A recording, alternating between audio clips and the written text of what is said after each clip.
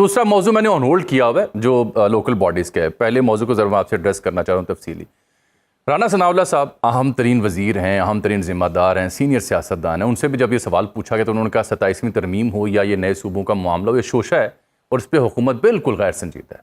لیکن انہی کی کیبنٹ میں بیٹھے ہوئے ایک اور وزیر ہیں عبدالعلیم خان صاحب, جو ایک استحکام پاکستان پارٹی کے سربراہ بھی ہیں اور بڑی امپورٹنٹ شخصیت ہیں. وہ اس کے حامی ہیں, وہ اس کے دائی ہیں, اور ڈیبیٹ بھی ہو رہی ہے تھنک ٹینکس میں بھی, میڈیا ہاؤسز میں بھی. تو میں بحیثیت صحافی یا طالب علم کنفیوز ہوں کہ ود ان پارلیمنٹ اگر ایک شخص کہہ رہا ہے وہ بھی وزیر ہے کہ ہونے چاہیے, اور ایک کہہ رہا ہے غیر سنجیدہ معاملہ ہے. آپ کا مشاہدہ کیا ہے میری آبزرویشن کے اوپر؟ دیکھیں جی, اس وقت آپ کو پتا ہے گورننس کا کیا حال ہے. یہ there is an army of ministers and the right arm doesn't know what the left arm is doing. وہ کبھی سے وہ تو سب کو قابل کیا گیا ہے, وہ کریٹ کیا گیا ہے ایک سسٹم جس کو وہ سسٹم چلا رہے ہیں کوئی اور لوگ. یہ لوگ پروٹوکول کے لوگ ہیں, وزیر بیٹھے ہوئے ہیں, ٹھیک ہے, ان کے جھنڈے لکھے ہیں گاڑیوں میں اور ان کے ٹائٹلز بھی ہیں, لیکن they are not the decision makers. تو میں بات کر رہا ہوں کہ جو ملکی مفاد میں ہے. For me the country is paramount, not the government, not a person, not a party.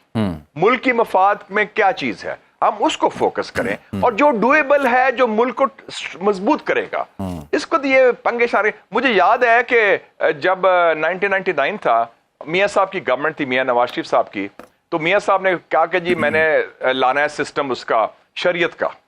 اور وہ یاد ہے نا وہ ترمیم آ رہی تھی جس میں لوگ کہتے ہیں امیر المومنین والی, تو بڑی اچھی بات کی تھی خورشید قصوری صاحب نے. وہ میں تھے, میٹنگ ہوئی نا پارلیمنٹری پارٹی کی.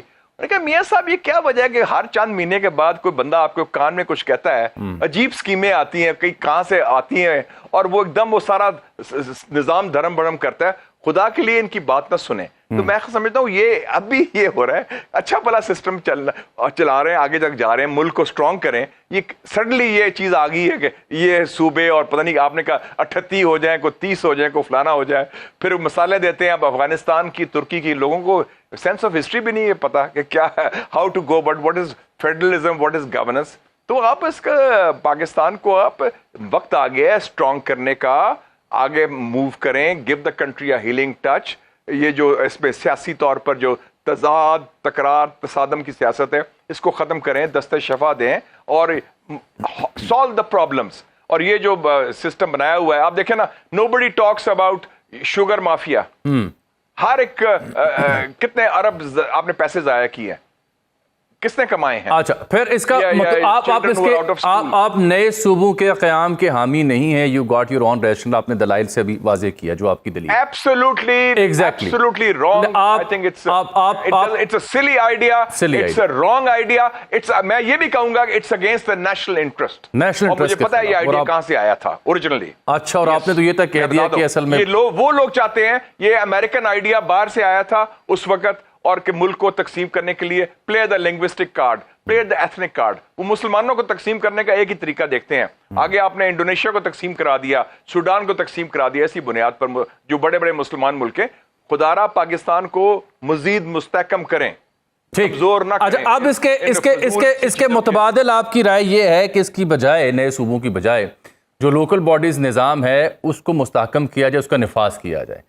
تو کیوں کر میرے ملک کی دو بڑی سیاسی, چیزیں میں نے کیا دی ہیں. نہیں میں عرض کر رہا ہوں کیوں کر میرے ملک کی دو بڑی سیاسی جماعتیں جو ہیں, میں سر عرض کر رہا ہوں, سوال لے لیں میرا, کیوں کر میرے ملک کی دو بڑی سیاسی جماعتیں جو حکمران بھی ہیں وہ یہ چاہیں گی کہ ان کا M P A M N A جو ہے وہ ڈیولپمنٹ فنڈ سے محروم ہو اور وہ صرف قانون ساز ہو.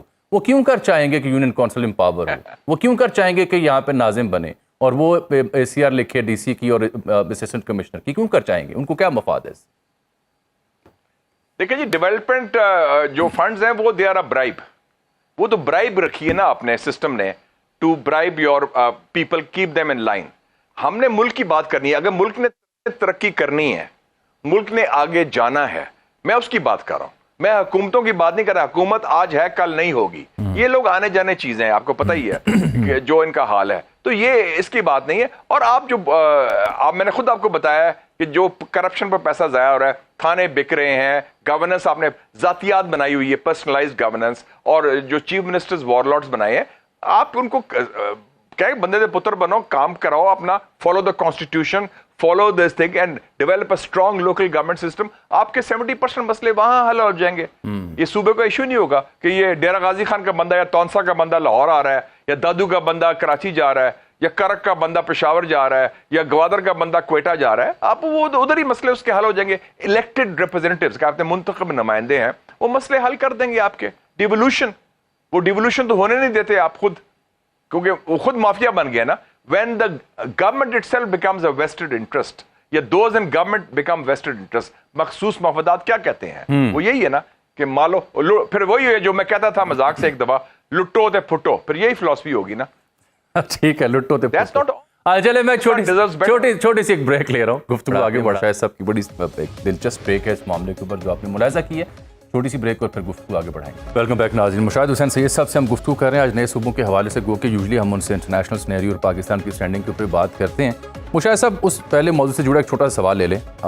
یہ NFC ایوارڈ کی جو منصفانہ تقسیم ہے اور پھر 18ویں ترمیم سے جو مقتدرہ کو کئی ایک تحفظات رہے, بالخصوص باجوہ صاحب کے دور میں بھی, آپ بھی جانتے ہیں ہم بھی جانتے ہیں, یہ کہیں اس کی وہ وجہ تو نہیں ہے کہ اس کے متبادل کے طور پر نئے صوبوں کا آئیڈیا دیا جا رہا ہو؟ مجھے نہیں سمجھ آئی کیا منطق ہے, لیکن NFC دیکھیں نا, اب یہ بھی NFC ایوارڈ ہوتا ہے ہر 5 سال کے بعد. بالکل ٹھیک. یہ 15 سال کے بعد نیا ایوارڈ کانسٹیٹیوٹ ہوا ہے. اور میں NFC پر بھی میرے تحفظات یہ ہیں کہ جو بنیاد آپ رکھ رہے ہیں وہ کیا ہے کہ پاپولیشن جس کی آبادی زیادہ ہے اس کو زیادہ فنڈز ملیں گے. ایک طرف آپ کہتے ہیں کہ جی بڑی آبادی ملک کے لیے اچھی نہیں ہے, آبادی کو کنٹرول کیا جائے. بھئی بنیاد ہونی چاہیے سوشیو اکنامک بیکورڈنس, پاورٹی کتنی, غربت ہے, پسماندگی کتنی ہے, اور اس کے ساتھ ساتھ پرفارمنس کیا ہے آپ کی. آپ صوبوں کو پیسہ دے رہے ہیں, آپ ان کا آڈٹ کر لیں کتنا پیسہ کہاں لگا ہے. کیا وجہ ہے کہ گوادر میں ابھی تک صاف پینے کا پانی نہیں ہے. کیا وجہ ہے کہ کراچی میں سب سے بڑا شہر ہے, ٹینکر مافیا چلتے ہیں ابھی بھی, کیوں؟ پانی نہیں ملتا لوگوں کو. اس کا مطلب ہے کہ there is a failure of governance, even not just the federal level, at the provincial level, because of corruption. بالکل ٹھیک. سیدھی بات کریں نا, کھل کے نہیں بات کرتے. صحیح ہے. آپ ہر ایک کو جو دیتے ہیں, میں نے کئی دفعہ پوچھا کہ دوستوں سے کہ آپ کو ملتے ہیں ڈیولپمنٹ فنڈز کتنا لگتا ہے, اس زمانے میں 20-25 کروڑ لگتے تھے. وہ کہتے تھے 1 کروڑ میں PWDU یا کسی محکمے کو دیتے ہیں وہ جو ہے, اور ایک کسی اور ٹھیکیداروں کو, باقی سارا جیب میں جاتا ہے.